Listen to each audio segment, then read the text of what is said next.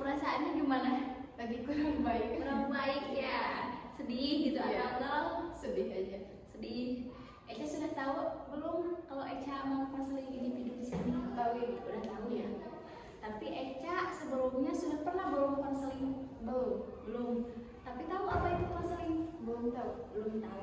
Jadi sedikit Ibu jelaskan bahwa konseling itu adalah proses pemberi bantuan dari konselor kepada klien. Nah, di sini Ibu sebagai konselor dan Eca sebagai kliennya. Dan di dalam konseling juga terdapat beberapa asas, di antaranya ada asas kesukarelaan, ada asas kerahasiaan, dan ada asas keterbukaan. Jadi, Eca kan ada asas kesukarelaan. Eca sukarela kan di sini Sukarela ya. dengan keinginan Eca sendiri kan? Tidak ada ancaman atau paksaan dari orang lain? Tidak ada. Terus ada juga asas keterbukaan. Jadi ntar Eca harus terbuka menceritakannya, terbuka mau Eca sedih, mau Eca ketawa, atau mau Eca nangis juga silahkan ya. Karena apa? Karena Ibu juga punya asas kerahasiaan, yang mana asas kerahasiaan ini apa saja yang diceritakan Eca tidak akan bocor ke siapapun, hanya Eca, Ibu dan Allah yang tahu. Oke Eca. Nah, Eca kan sudah tahu konseling itu apa dan asas-asas yang ada di dalam konseling apa saja. Iya Bu. Waktu pertama kali kita bertemu di kelas IPS 1, Ibu kan menugaskan yang konsep diri ya, yang gambar 5 itu. Nah, di dalam konsep diri Eca terdapat ada kekecewaan, yaitu Eca selalu di body shaming sama teman sekelas Eca ya. Iya betul. Ya, kenapa itu teh Ibu mau Eca menceritakannya? Jadi kan saya tuh suka foto-foto gitu. Kan saya insecure gitu Bu, selalu pakai efek. Oh iya. Nah terus ada teman selalu membuli gimana? diri gitu, katanya mending natural gitu Bu. Oh iya. Terus selain itu ada lagi? Ya kayaknya itu aja Bu. Itu aja. Nah, di sini Ibu mempunyai satu teknik untuk menyelesaikan masalah Eca, yaitu namanya teknik kursi kosong. Sebelumnya Eca sudah tahu tidak teknik kursi kosong itu apa? Belum tahu.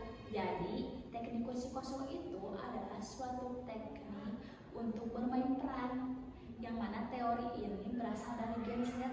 Jadi, seseorang itu dapat bertanggung jawab dan dapat menyelesaikan masalah dengan sendirinya. Ya gitu. Dalam teknik kursi kosong itu hanya dimainkan oleh satu peran. Jadi Eca sendiri. Jadi entar Ibu sediain 2 kursi kosong. Nah, kursi yang pertama diisi oleh Eca. Jadi Eca berceritakan tentang diri Eca, masalah Eca, unek-unek Eca kepada orang yang suka membody shaming, yang membuli Eca. Nanti Eca bertukar tempat, jadi orang yang suka membuli Eca, yang membody shaming Eca. Gitu. Paham Eca? Paham ya Bu. Sekarang boleh dilakukan teknik itu? Bisa Bu. Ya oke. Nah, sekarang Eca ungkapkan kekesalan Eca, amarah Eca yang ingin diungkapkan kepada si pembuli yang membuli Eca atau yang membody shaming Eca. Silahkan ungkapkan kepada kursi kosong itu. Anggap kursi kosong itu adalah orang yang membuli Eca dan yang membody shaming Eca. Ya Eca, silahkan. Sarah, kenapa sih kamu selalu membuli aku? Gara-gara aku selalu pakai efek? Emang salah aku pakai efek? Emang ngerugiin kamu? Enggak kan? Aku juga berhak pakai efek HP aku. Kenapa kamu yang jealous suka sindir-sindir aku pakai efek?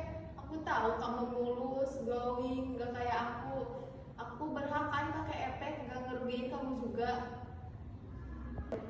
Cukup Eca? Cukup. Nah, sekarang Eca beralih peran, seolah-olah Eca menjadi Sarah yang membuli Eca.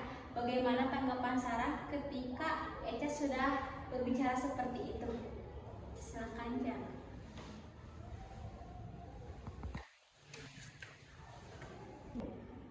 Ya kenapa emang?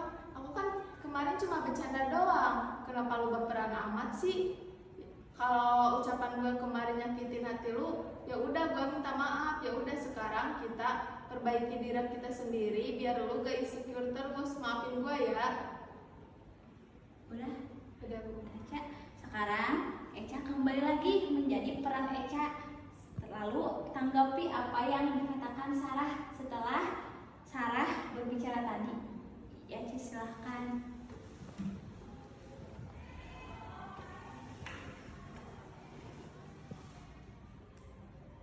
Iya gak apa-apa, aku udah maafin kamu kok dari jauh-jauh hari. Tapi kan bencana kamu itu terlalu berlebihan. Setiap orang kan beda-beda, ada yang sensitif, ada yang juga biasa aja. Tapi kan aku kemarin lagi sensitif aja. Bencana kamu juga berlebihan, bawa-bawa fisik. Itu kan ciptaan Allah juga. Kenapa kamu bawa-bawa fisik aku? Iya udah, Ca. Udah. Sekarang Eca kembali lagi ke tadi kursi. Iya Bu. Tadi kan Eca sudah melakukan konseling. Gimana perasaannya? Lebih lega, saya bisa ngeluapin emosi saya. Nah, lalu Eca kan hal itu tidak akan terjadi lagi ya Kak Eca. Jadi apa tindak lanjut Eca setelah konseling ini? Saya belajar dari masalah kemarin tadi.